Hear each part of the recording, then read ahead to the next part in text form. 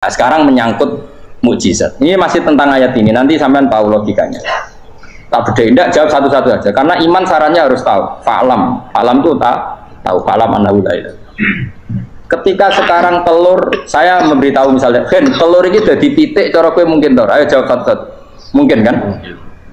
Tapi pertanyaannya, saat telur menjadi pitik kemudian mungkin, dan ayam ini bisa terbang, bisa selingkuh, bisa punya anak turun, itu menjadi mungkin itu kan kamu pun tidak ikut menciptakan. Ikut gak kamu menciptakan telur menjadi ayam? Tidak kan? Kan di luar kudroh kamu, di luar kemampuan kamu. Tapi kamu bilang itu mungkin. Ada onta yang buting, yang sudah hamil sudah. Kamu bilang nanti onta ini mau punya anak, dan anaknya nanti bisa jalan seperti induknya. Kamu katakan apa? Mungkin. Tapi saat Anda katakan mungkin, Anda ikut menciptakan enggak? Enggak kan? Tetap itu kudrohnya Allah. Tetap itu. Maka para nabi itu tidak tahu bedanya antara unta yang keluar dari indukannya dan keluar dari batu. Itu syaratnya jadi nabi, syaratnya jadi wali. Nah, saya kira nabi. Makanya Nabi Soleh ditakoi, bukti nak kudrohe pangeran ubi. Lah kamu minta apa? Kata Nabi Soleh. Silahkan ada unta keluar dari batu itu. Nabi Soleh bisa. Ya tenan terus unta keluar dari batu. Terus kaumnya gawok. Wah kok hebat tenan unta metu kok batu. Jadi Nabi Soleh, ya padha karo unta lahir kok indukane. Bedane apa? Ya beda. Lah bedane apa? Metu kok watu kok ya ora melok gawe. Metu kok indukane ya kowe ora melok gawe. Bedane apa? Tapi utakmu kena hijab, kamu niku ana bedane. Cara nabi-nabi ora roh bedane.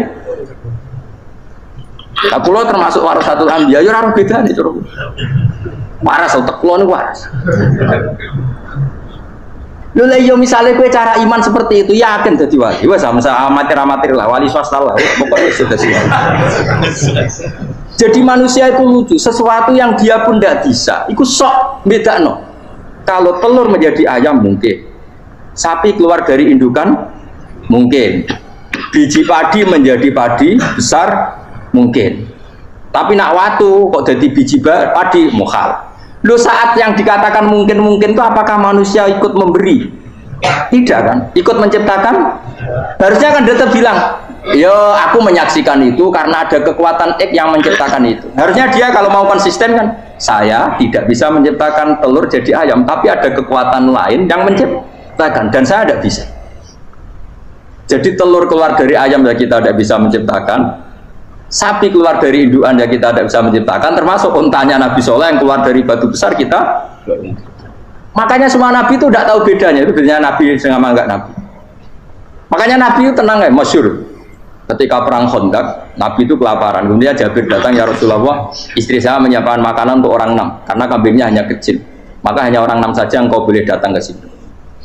Tapi Rasulullah dengan santainya, ya ahlal Khandaq. Padahal yang ngeduk Khandaq itu sekitar 3.000, ya ahlal Khandaq. Halumu ilayya ke Jabir, karena Jabir sona atau aman, bikin makanan untuk kalian. Itu 3.000 orang.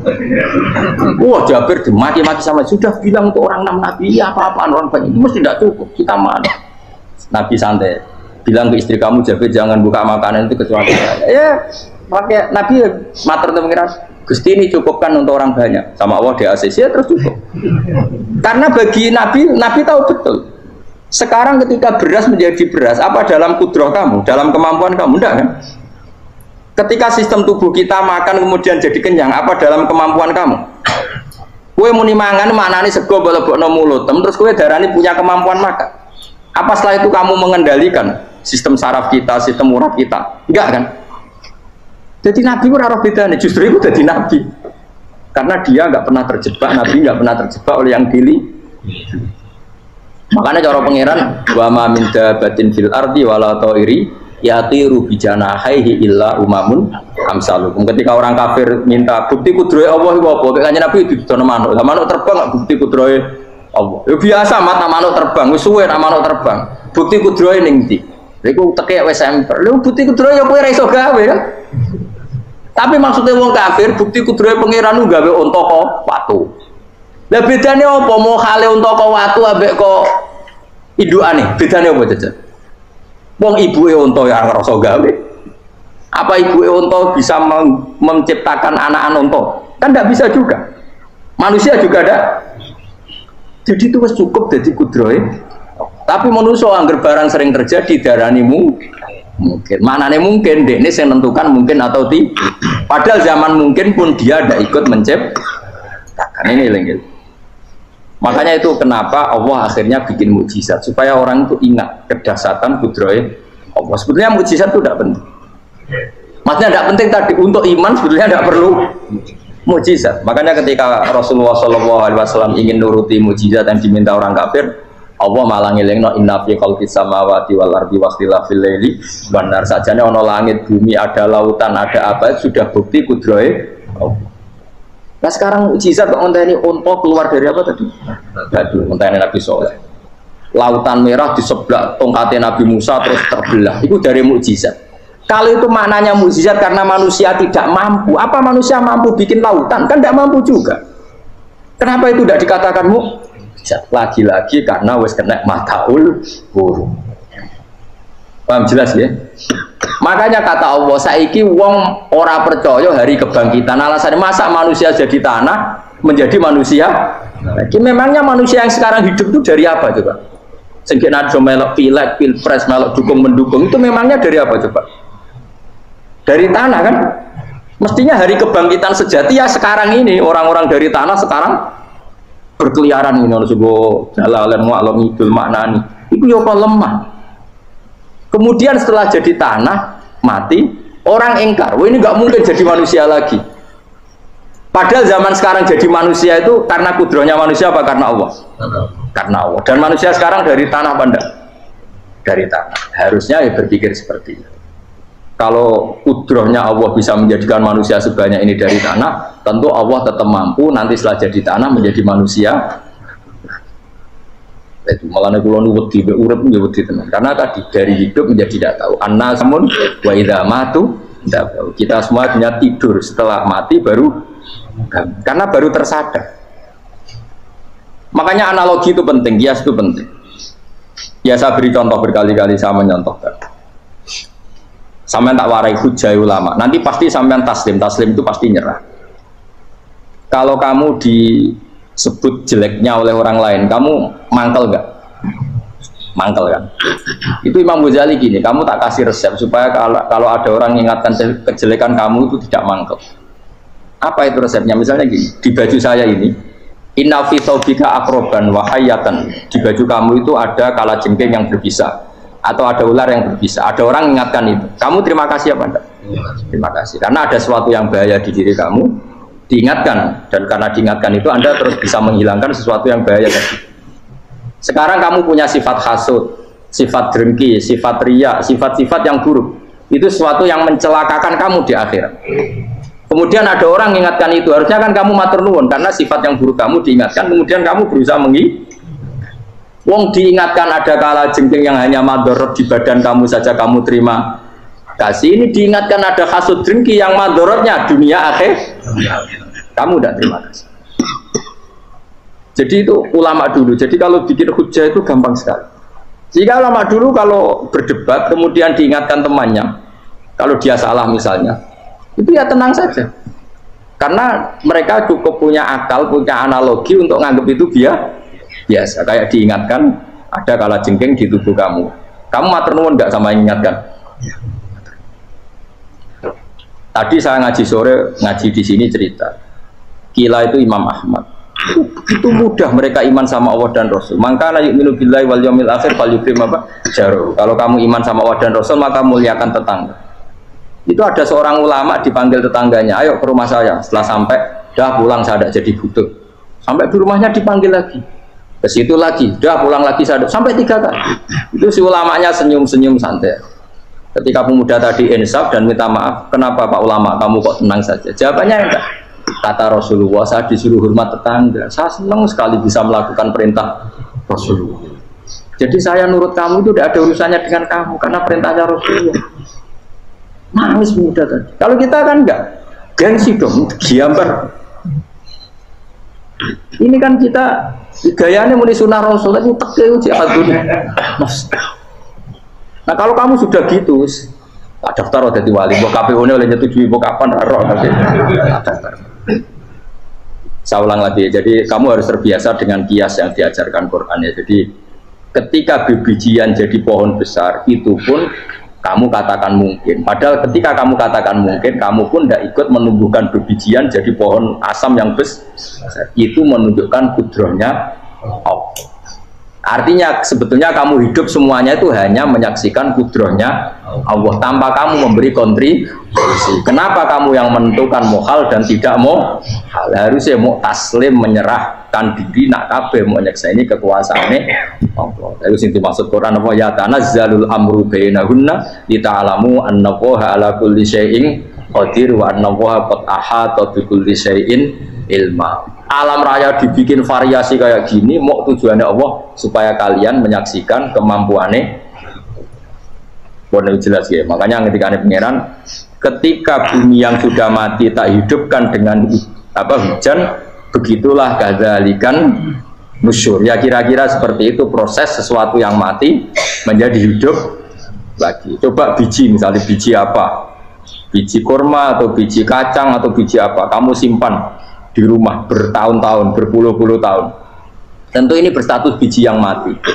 Kamu tanam di tanah, kamu kasih air, kemudian menjadi hidup. Menjadi hidup, perindang. Ya sudah, itu kan berarti Allah bisa menggerakkan dari sesuatu yang mati. Itu juga telur, sesuatu yang mati. Tapi kalau kamu bilang, tapi di dalamnya itu ada zat-zat yang hidup, itu pun tidak kamu yang menciptakan. Susah ya, apa sih ngakoni nak iku kudrohe. Lah anak kowe ngakoni kowe gak mampu kemudian iku kudrohe Allah, tentu kematian kita setelah mati pun dalam kudrohnya bisa bangkit lagi. Makanya Allah menutup kadzalikan nusyur. Begitulah. Begitu juga menyangkut umur. Kalau kamu dijaya harusnya kamu minta dong tidak mati terus. Nyatanya kamu mati. Makanya Allah pernah dukoi falola in kuntum ghairu madinin tarji'unaha in kuntum shodiqin. Kalau kamu merasa dijaya sebagai manusia, coba ketika nyawa kamu di kerongkongan, kembalikan lagi ke tubuh kamu. Nyatanya tidak bisa. Ternyata kita hanya objek. Umur panjang ya karena dikasih Allah, umur pendek ya karena dikasih Allah. Dengan terlatih begini maka kita mudah sujud sama Allah Subhanahu. Itu harus dilatih terus sebagai seorang mukmin.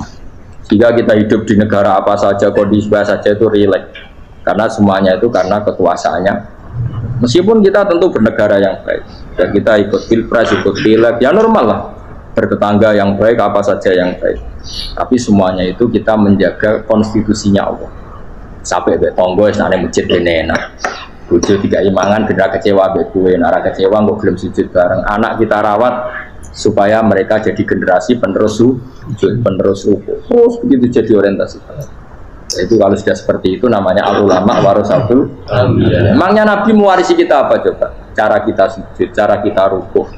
Coba Quran kalau ngendikan warka'u ma'ar rafiqin. Balillah faqtut wakum minasya. Tapi tahu-tahu ada generasi muslim yang cacane iku mapan. Lah nang ngono ora usah Islam, PKI ya kepengin mapan, komunis ya kepengin mapan. Lonte nganti dadi lonte ya kepengin mapan. Copet nganti dadi copet ya kepengin mapan, bajingan nggak titik bajingan yang kepengen mapan. Karena kepengen mapan itu ragu wong soleh, wong fasik pun kepengen. Bener-benernya apa? Nggo jalalan cita-citanya mau kepengen mapan. Bukan cita-cita sing gak perlu wong nggo jalalan, wong fasik kok ya. Mana cari Imam Ghazali nak gejol-gejolkan. Kamu jangan bangga nikmat yang yastariku ma'akal baha. Itu satu nikmat sekewan kudu. Misalnya kowe seneng mangan akeh, fal jamus aksaru akeh. Jamus itu angane luwe akeh. Nak kue seneng kumpul kebu, kumpul itu akeh. Falkir du aksaru wikoan. Ketek itu kuatnya jima luwe kuat. Pitik luwe kuat. Imam Ghazali godok satu kenikmatan sing mustarok benal ukola wa benal wiril ukola.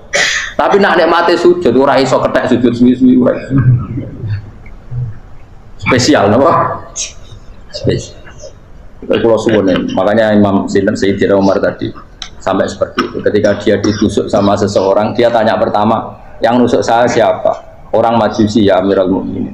Alhamdulillah alladzi ja'ala maniyati biyadi rajulin lam yasjud laka sajdah. Yuhajuni biya yaumal qiyamah. Jadi itu penting. Artinya satu sujud pun sudah menjadikan kita berhak masuk neraka. Ya tentu yang ikhlas. Nah ukurannya ikhlas itu gimana? Ya pokoknya sujud. Ada kepen buswarga ya rapati ikhlas. Kepen dadi wali ya ora ikhlas. Terus piye? Ya ora ono carane, ikhlas ora usah cara. Mau ikhlas maknane murni, nah ono carane malah ora. Jadi mau ras daftar wali, kena kepen sujud jadi wali ya ora ikhlas. Pemene nak jadi wali terkenal terus sing sowan akeh salam tempel akeh tambah ra ikhlas. Lan cara gejolakane bapak kula. Bapak kula nanti kula tangkep. Ada orang tertentu kok terkenal wali, terkenal sekali orang. Tak tanya Bapak, jenengan mboten kepengin jadi wali seperti itu. Jawab Bapak lucu. Dadine wali kepengin ya disayang pangeran, tapi dadi koyo iku ora kepengin. Bapak saged. Lah wis dadi kula dadi salam tempel. Engko nang opahe mau ikut tok. Saking ikhlasnya Bapak. Sekarang seseorang jadi terkenal kadang kan terus dikonversi orang tuaan ngasih dari Bapak. Lah nek dadine donya ngono tok ora kepengin. Dino duwe akeh. Tapi nak dadine wali mergo disayang pangeran aku kepengin. Tapi nak terusane mulya niku gak kepengin. Maksudnya enggak kepengin enggak boleh jadi orientasi. Aku yang manusia sih kadang aku pengen wah jadi kiai top. Setiap metu ke mobil di apa, suang visuali, sono sing tiba-tibaan seru, no. Kerennya apa dicucuk pause, dicucuk sobat. Serah keren kisahnya. Maksud kula niku saya tetap senang ada kiai terhormat itu sangat senang. Cuma jangan semua ulama seperti itu. Nanti ono wong kepengin dadi ulama saja karena nilai-nilai enak jadi dia. Saya yang nggak suka. Maksudnya nggak suka kalau ada orang seperti itu. Makanya maksudnya generasi yang melihatnya seperti. Tapi kira usah gede. Misalnya ulama kalau keluar kafe terus gak keren. Terus akhirnya ono wong kepengin dadi ulama. Mereka dadi ulama itu makanya rugen bagus banget makanya rugen. Untuk apa? Iku terus ra ono generasi ulama itu salahno pangeran. Lan sing mulya ge monggo sing koyo kula ge monggo. Biasa mawon mboten donya. Cara oleh sing koyo kowe mau kepen dadi wali ora jelas, alamatnya ora jelas, kriteriane napa? Ora jelas. Tapi ora jelas iki barokah. Barokah ora jelas itu dadi ikhlas. Nggih, ora jelas itu napa? Jadi kula suwun ya. Pokoknya kula suwun sangat. Apa yang kita lihat itu seringnya menjadi kita bodoh tadi. Kita melihat teh karena fokus menjadi menterlantarkan apa? Anak-anak sampai jatuh. Sama kita melihat dunia ini berlebihan sampai nggak ngerti pentingnya akhirat itu alhaqumut takatsur. Kamu disibukkan memperbanyak urusan dunia dan sibuk kami itu hatta zurtumul maqabir sampai mbok mate gamane terjemahan bebas e. Mak pangeran Nabi di persano alus sampai kue tekoni kuburan terus kala saufa tara. Tapi kamu nanti tahu apa yang penting zaman kamu di dunia. Setelah kamu tahu ternyata kenangan terbaik di dunia adalah saat kita sujud, saat kita munajat, saat kita ngekei yatim piatu, saat kita mulang, saat kita berbuat baik. Tapi nak ngertimu itu terlambat setelah di akhirat, pas dia ngerti la tarawunnal jahim, pas wae mlebu. Makanya harus ngerti dari sekarang. Lalu Allah sering ngertikan ilamu annamal hayatud dunya lah itu dingertikan sekarang. Karena kalau ngertinya sekarang, insya Allah tidak terlambat. Tapi kalau ngertinya nanti, pas ngerti, pas la tarawunnal jahim, pas ngerti, pas wae mlebu. Itu yang kita ada ini.